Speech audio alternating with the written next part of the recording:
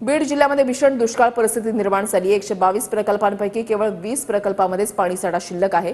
बीडमधील बिंदुसरा प्रकल्पातही काही टक्केच पाणीसाठा शिल्लक आहे। बिंदुसरा प्रकल्पामध्ये केवळ 4.5 ते 5% पाणीसाठा शिल्लक आहे। याचा आढावा घेतलेला आहे आमचे प्रतिनिधी महेंद्रकुमार मुधोळकर यांनी।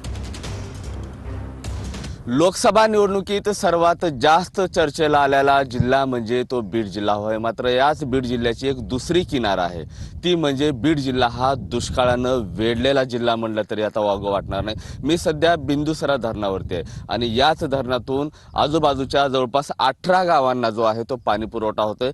मात्र भीषण दुष्काळ असल्यामुळे आता हे बिंदुसरा जो धरण आहे तो आता सध्याची शेवटची घटका मोजताना आपल्याला पाहतोय।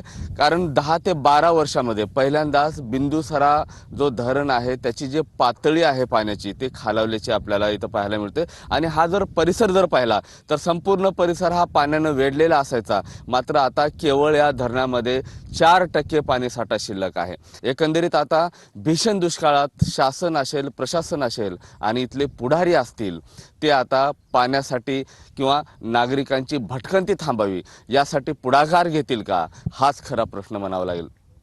कॅमेरा पर्सन हर्षल निकमसह मी महेंद्रकुमार मुधोळकर, TV9 मराठी, बीड। तर पाणी टंचाईच्या झळा या ठिकठिकाणी बसतात आणि बीडमधली ही स्थिती जी आहे ती आपण या ठिकाणी पाहताय।